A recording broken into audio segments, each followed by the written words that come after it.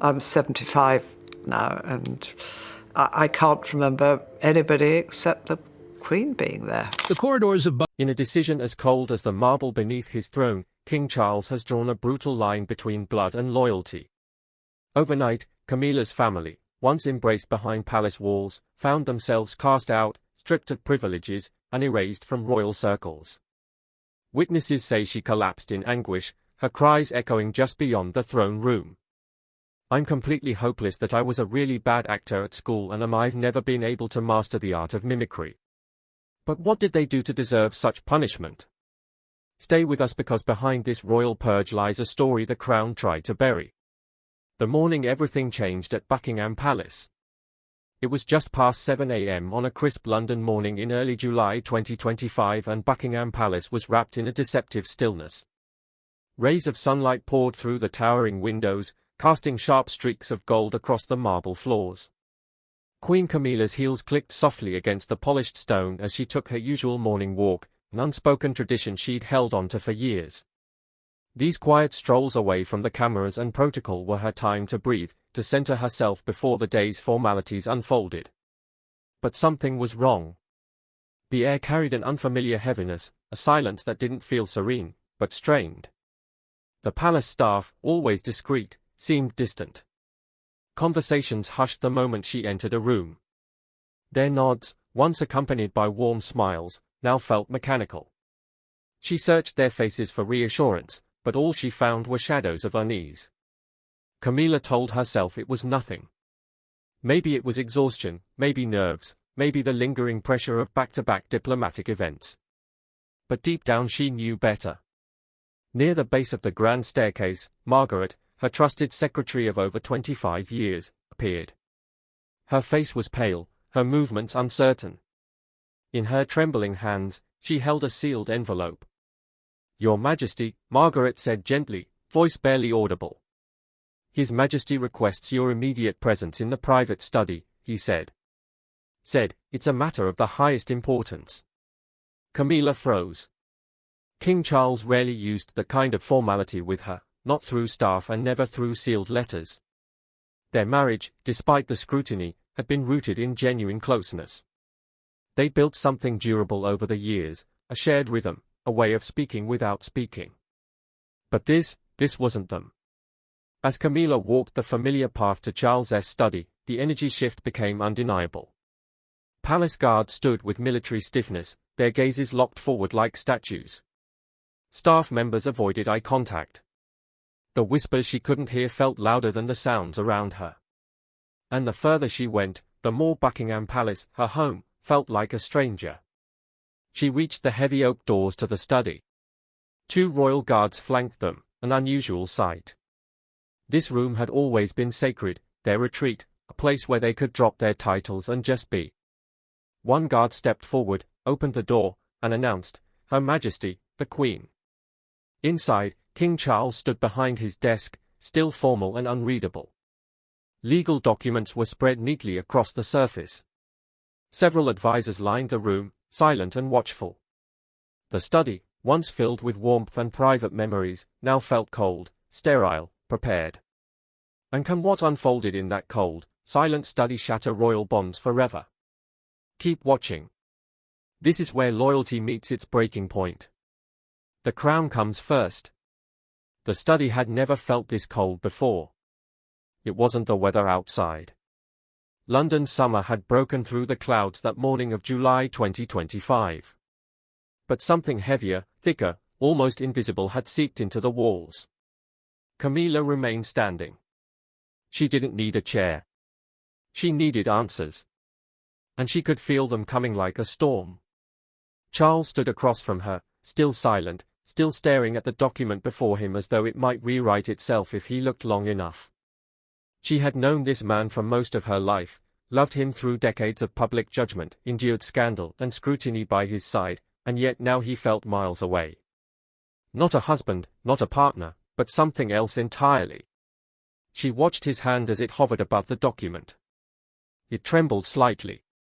That more than anything made her heart race because Charles didn't shake. Then came the sound, his throat clearing, loud and jarring in the quiet. His voice followed, but it wasn't the voice he used when speaking to her. It was formal, deliberate, almost rehearsed. "Camilla," he began, his eyes finally meeting hers.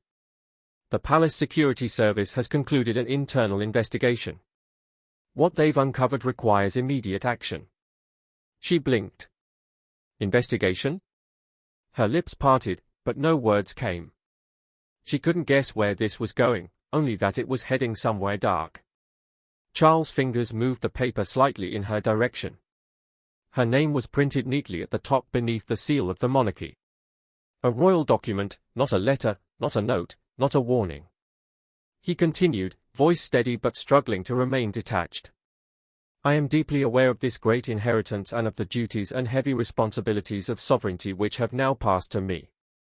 There is evidence implicating members of your immediate family in activities that threatened the security and reputation of the crown." Time stopped. She couldn't breathe. Her family, she'd always been aware of their imperfections, some attention-seeking behavior, the occasional tabloid embarrassment. But this was something else. "What are you saying?" she asked, stepping forward. "What activities? What are you accusing them of?" Charles didn't answer. Instead, a man to his right, a legal advisor in a charcoal suit, spoke up, tall, cold-eyed, the kind of man who dealt in consequences, not emotions. "Your Majesty," he said to Camilla with unnerving calm, "there have been multiple incidents, unauthorized contacts with foreign nationals, dubious financial transactions, and attempts to profit directly and indirectly from association with the royal institution." Camilla's mouth went dry. She thought of her sister, her children, her nieces and nephews. "None of them is perfect, but none of them are traitors. We can fix this privately," she said firmly, her voice hardening. "This doesn't need to become a royal decree." But Charles was no longer pleading. His eyes had changed. "Icy and final. The decision has been made," he said almost quietly. "So would you dare stand against a king whose icy gaze declares the verdict sealed? Stay glued. This scandal shatters the crown. The family scandal that shook the crown." The air in the study felt thinner now, as if it too had turned against her. Queen Camilla sat frozen, her back stiff, her hands trembling ever so slightly in her lap. The ornate room, usually a haven of comfort and shared laughter, now held the weight of betrayal and impossible decisions. The date, July 2, 2025, was one she would never forget. King Charles's voice pierced the silence. "Your son," he began, not unkindly, but with the careful detachment of a man who had rehearsed every word. "Tom, the reviews, the television deals, the celebrity chef persona, it's all built on deception." Camilla's breath caught in her throat. She had feared this day. She'd seen the warning signs. "We cannot ignore the symptoms and should act now to restore the health of the planet before it is too late." Quiet rumors in the tabloids, the guarded looks from palace aides, but she had hoped they would pass as so many scandals did. Still, the truth had a way of finding its way into these walls, no matter how high the gates stood. Tom Parker B.S., her son, a respected figure in the culinary world. But behind the glowing reviews and glossy appearances was something darker. A quiet arrangement with business partners who had used his royalties for power and profit. Private deals, backdoor agreements, invitations bought, not earned. "Charles, I can explain." "No," the king interrupted, his voice firm. "There's more." Camilla's eyes widened. "Laura, her daughter, the charity," Charles continued. "The donations meant for children. Do you have any idea where some of that money has gone?" Camilla's hands clenched the velvet arms of her chair. Her daughter's charity work had always made her proud. School visits, fundraisers, warm photos with underprivileged children. Surely there had been no foul play. Charles slid a thick folder across the desk. Camilla opened it with hesitant fingers. The first page, a bank statement showing large transfers from Laura's charity account to an offshore fund in the Cayman Islands. The second, a photograph, Tom accepting an envelope behind the back entrance of a Mayfair restaurant. The third, a transcript of a recorded phone call. Laura's voice, unmistakably hers, casually discussing how to maximize value by leaning into her royal ties. "This can't be real," Camilla whispered, tears welling in her eyes. "They would never, not like this." "I've had investigators working for 6 months," Charles said gently. "I wanted them to be wrong, Camilla. But they weren't." She looked up at him. Her face was pale, her voice breaking.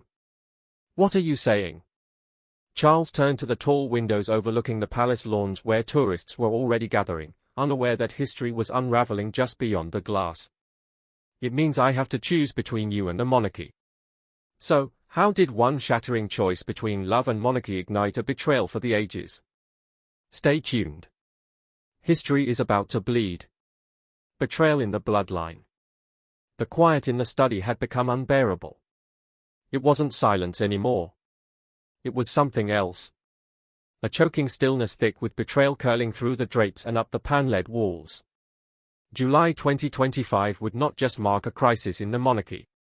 It was the day Camilla's understanding of family collapsed. She gripped the edge of Charles's desk. Knuckles white, struggling to steady her breath. What had begun as allegations against her children was now spiraling into something far deeper, something darker. The lead royal advisor stepped forward again, papers in hand, his tone clinical, almost detached. "There have been attempts," he said, "to sell detailed information about the royal family's private activities to foreign media outlets." Camilla blinked, disbelieving. "Phone records, financial logs. They all paint the same picture. Leaked schedules, whispered conversations, casual remarks turned into marketable secrets." The words struck like blows, each one louder than the last. She thought back. Harmless chats over wine, venting during holidays, comforting relatives who always seemed to have just one more problem. Had all that been collected, packaged, and sold? Her throat tightened. "Who?" she whispered, though part of her already knew. Charles didn't respond at first. When he did, his voice carried the weight of shame. "Thomas," he said, "son." It felt like the floor dropped beneath her. Thomas Parker B.S., her son. He had been struggling for years. Bad investments, mounting debts, always in need of help. She had loaned him money quietly, never judging, always hoping. She had trusted him. And now this, the investigation, another advisor added, flipping open a second file, revealed more than just Thomas. Several extended family members, cousins, even a few close friends used their proximity to you as a gateway into the palace. The walls of the study felt like they were closing in, but the worst was yet to come. "We had to act now," the advisor continued, "because intelligence suggests a major international expose is imminent. It could include highly sensitive material, security routines, travel details, even footage." Camilla finally let her body fall into the chair she had refused earlier. Her strength had vanished. It wasn't just the betrayal that devastated her, but the realization that this had been happening for months, maybe longer, and no one had told her, not even Charles. Her eyes narrowed. She turned to him, her voice trembling but edged with something sharp. "How long?" she asked. "How long have you known this? How long have you been preparing for this moment? While pretending we were fine?" Charles looked away. He didn't answer. And that silence told her everything. And how did 3 months of royal silence shatter Camilla's world beyond repair? Stay connected to your screen for the truth. The 3 months of silence. The room felt colder now, though the sun still streamed through the palace windows as it had earlier that day, July 2025. The same day everything Camilla thought was secure began to unravel. She sat motionless, every word from Charles echoing like a verdict through the quiet, grand study that had once been their sanctuary. But now it felt like a courtroom, and she, the accused, by association. Charles's voice, firm but quieter now, offered a timeline that made her heart ache more than the content of the investigation itself. "The surveillance started 6 months ago," he said. "Routine security sweeps picked up odd patterns in phone calls, emails, too many red flags. I was briefed on the findings 3 months ago. I waited. I hoped it wasn't true. 3 months. For 3 months, he had known. While they attended state dinners, while they waved from palace balconies, they held hands at public events, smiled for photographers, and exchanged whispered jokes behind closed doors. He had known. "You carried this while lying beside me at night?" Camilla said, barely able to form the words. "While we planned events, toasted diplomats, laughed at the press. You knew all of this and you said nothing." Charles looked away. "You made this decision without me," she said, her voice shaking now, not just with rage, but with heartbreak. "You didn't give me a chance, not to speak with them, not to fix it. You just erased them." The weight of it crushed her. No more birthdays, no Christmas dinners, no small familiar moments with her brother, no spontaneous calls from her children, her family, people who had held her up during the worst storms of public disgrace. Long before she wore a crown, were now written off as national threats. She was expected to walk away from them like they were staff dismissed at the end of the day. Tears pressed at the corners of her eyes, but she refused to let them fall. "What do I tell them?" she asked. "That they are banned from my life? That the Queen of England no longer has a family because the risk to the crown is too great?" Charles shifted in his seat, finally showing a flicker of the man she once married. "They'll be contacted, given a full explanation. This wasn't personal, Camilla. It was about protecting the monarchy." She let the words sink in. Protecting the monarchy. A bitter laugh escaped her lips. "So, this is what we are now, a marriage governed by security reports and council meetings. Are my relationships now subject to clearance levels?" The question hung in the air like smoke, impossible to ignore. What did that chilling question truly reveal about a marriage bound by duty, not love? Keep watching. This truth will shake the crown itself. The crown over blood. The tension in Buckingham Palace that day was impossible to ignore. A single decision had done more than shake the halls of tradition. It had pierced through the very heart of Queen Camilla's identity. Behind the polished doors of the private royal study, the air felt heavy, thick with silence that didn't offer peace, only pressure. She stood still, emotionally wounded, as one of Charles's younger advisers, barely old enough to understand the scars left by betrayal, spoke carefully, but firmly. "Your Majesty, there's one more item on the agenda. The Communications Office needs a public statement explaining your family's absence from future royal events. The media is already asking questions." Camilla blinked in disbelief, her fingers curled slightly, almost trembling. "You want me to help stage a public cover-up to explain away the people I love as if they are footnotes in a press release?" "Not a cover-up," the advisor replied quickly. "A carefully worded explanation, something about private circumstances and a temporary reduction in public visibility. It protects your family's privacy and the monarchy's image."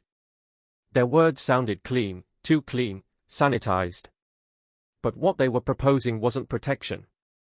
It was erasure.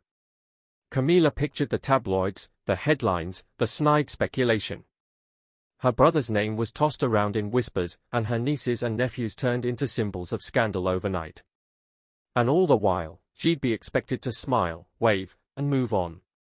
She glanced at Charles, who had remained quiet. "What about me?" she asked, her voice cracking just enough to reveal the depth of her heartbreak. "What happens to me in all of this?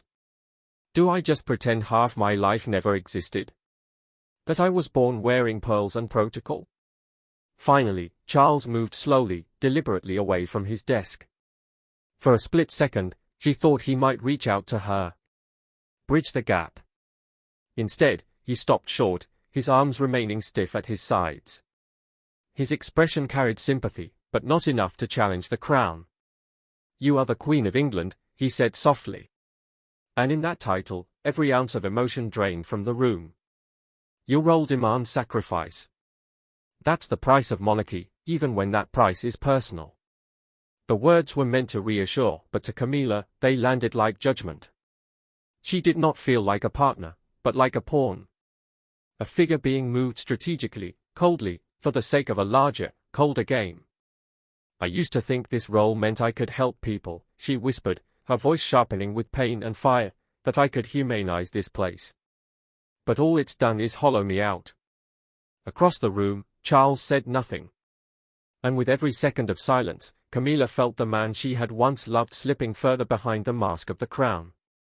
But how did Charles's silence shatter Camilla's heart, sealing her fate in the crown's shadow? Stay with us.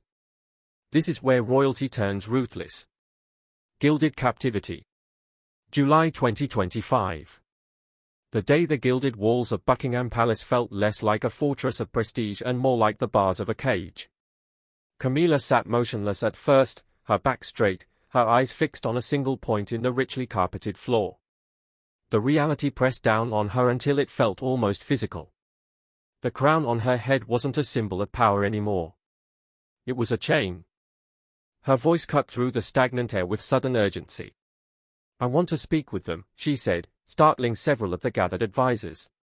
"Before anything is made official, I want to talk to my brother, to my family. I deserve to know what happened from them, not through reports, not through you." The chief legal advisor didn't even glance